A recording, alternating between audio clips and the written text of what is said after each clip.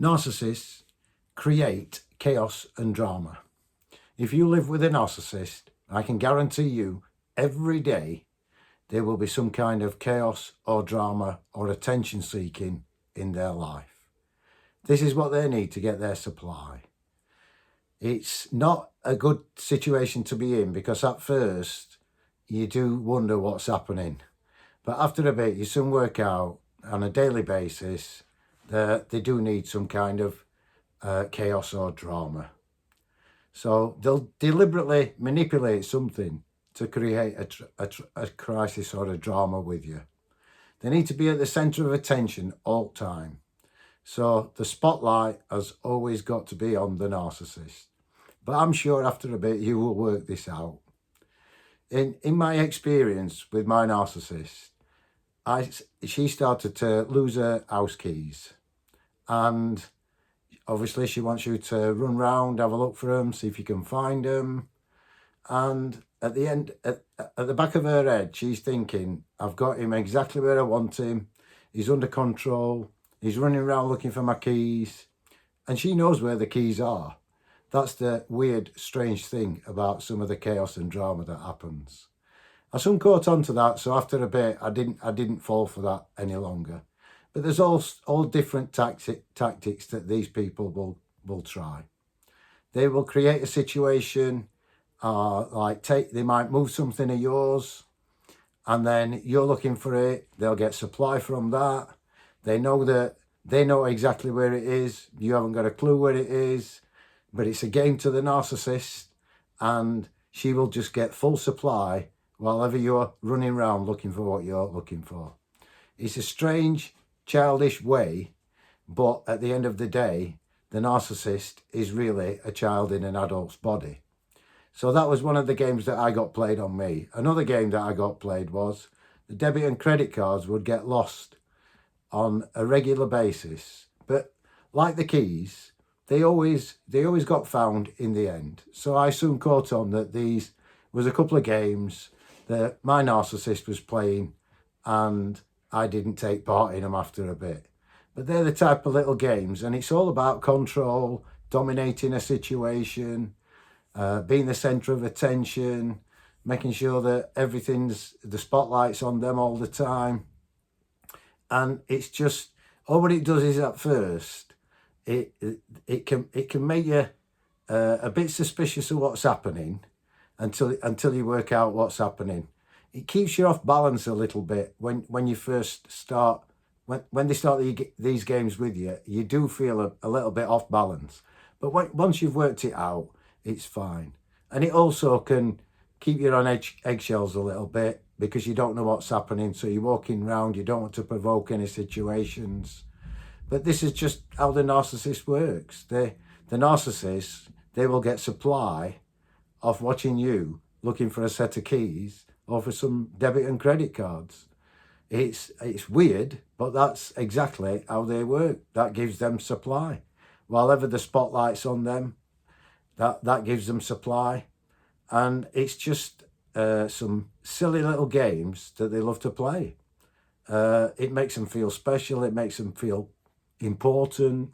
Makes them feel as though they're in control. But at the end of the day, they always want the spotlight on them. You soon find that out when you're in a relationship with a narcissist. And the narcissist just wants to control every day in your life, every situation, and everything that happens, which is really sad.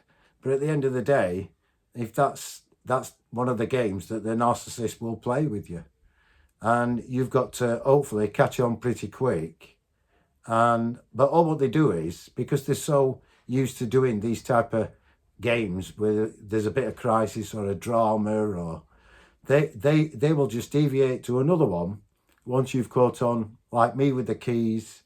Then it went from keys to debit cards, and they just move it around, and they know exactly what to do. And they'll even play games on your stuff that you know where you've put.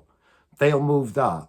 Then when you ask them where it is, they'll say, no, I've not seen it. And instantly they've got supply, because they know then they'll sit there and think, right, it's game on now. I know where they are. He doesn't know where it is. let him run round and I can get some supply off that. It's really weird and it's very childish, but this is how the narcissist operates. They will get supply of watching you looking for something, and they know where it is because that's where they've put it. It's weird, but you soon catch on to it and you soon realise that these are just childish games that they're playing, and it's all about creating either a bit of a crisis or a drama situation, and it's just how they operate, and they love being in the spotlight and all the attention's on them, and they feed off this type of situation. Anything at all that involves a bit of drama or crisis in a narcissist's life will give them a massive amount of supply. But you've just got to hang in there, see if you can work it out, because these people will always be one step ahead of you, which I found out. And you've just got, at the end of the day, once you actually get away, which I have done, there's no more games. They've got to play them games with themselves because they're on their own unless they get somebody else in. So them type of games only last as long as you will either allow it or you work it all out, and you can just nullify it by just not getting involved in it. But I can assure you now, one of the best tricks that my narcissist did to me was she would hide the keys in some kind of jacket pocket or some jacket, and then because I wouldn't look for them because I knew it was a game, then I would get a rage fit. So because I wasn't taking part in the crisis that she was in because she'd lost the keys, because they'd been lost that many times, I just got used to I just used to ignore it. And to me, that was the best way. I just thought, here we go again, the same thing's happening again. I'm not daft. And then because I wouldn't try and find the keys, she would then accuse me of moving the keys and give me a rage fit. So whichever way you go with them, they'll either get the supply from you when you're running around looking for the keys. Then if you're not prepared to look for the keys, obviously they know that. They'll sit there and think, right, well, that's not working. So what they do then is they'll give you a massive rage fit because you weren't looking for keys. So whichever avenue you go down, if you look for keys, they've got the supply. If you don't look for keys, they'll give you a rage fit and they still get the supply.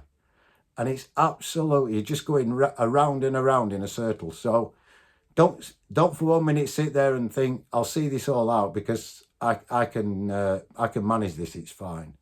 Because they've done this so many times. And that for me with the keys, that she would hide her own keys, then ask me if I knew where they was, I'd say no. And then she'd say, will you try and have a look for them? I wouldn't look because I got used to it. Then the big rage fit came. So at the end of the day, because I wouldn't do one thing and that didn't give her any supply, she'd get a supply of giving me a big rage fit. And I'd not done anything. And then 2 hours later, she'd go to a jacket that were hung over a chair and say, oh, I found my keys, which I knew she would anyway. So I'd sat there that day and got a massive rage fit and I hadn't done anything. But she needed some supply. So if she wasn't going to get supply from me running around looking for keys, she would get the supply from the rage fit. And it's weird and it's strange, but this is how these people operate. They have to get some kind of supply every day from somewhere. You're probably the number one grade A supply, and they'll either get it from internet or they'll get it from you. And because I won't participate in looking for the keys, I just got a big massive rage fit. And that's all part of their drama and chaos that they will involve you in. There's multiple different things that they can do with you. But eventually you will catch on. But all I did was, if I didn't participate in anything in a drama and crisis, and towards the end of my marriage, I wouldn't participate in anything. So I knew, because I weren't going to participate in a crisis or drama, I knew that I was definitely going to get a rage fit or the silent treatment. So I knew what the cycle was and I knew what was going to happen. Obviously, I'm not in it now, so it doesn't happen anymore. But that was the type of games that my narcissist played on me. She would, because I wouldn't look for the keys. I'd have to accept a rage fit. That's how she looks at it. So if she's not going to get supply from one, she'll get it from the other. And that's exactly what they do. They just move it from one place to another. And then they'll create another crisis somewhere else, or a bit of chaos somewhere else. Another thing that my narcissist would do is she would project her anger onto me. And I think that's disgusting. And that's inner turmoil inside herself, the narcissist. And because she was obviously in turmoil inside, that would be projected to me as though it was my fault. And obviously that's blame shifting and different things like that. But that was another one of her favourite things that she would do to me. The narcissist would project all her inner feelings onto me. And it wasn't a pretty sight as well. So you'd get all the negativity from the narcissist projected onto you, and then you just stood there and thought, why on earth is that happening? I don't understand it. But this is how they operate. They have to manipulate you to control situations, and that's their complete whole life, how it's set up. They've just got to dominate and control everything so they can get their supply whenever they want. And that makes them happy. But it's sad when a narcissist has got to project feelings of anger onto you to make them feel okay. That to me is really, really sad. But this is how these people operate. The narcissist loves starting crisis, loves starting drama, and they enjoy watching you suffer. Thank you very much for watching. Speak to you soon. Bye.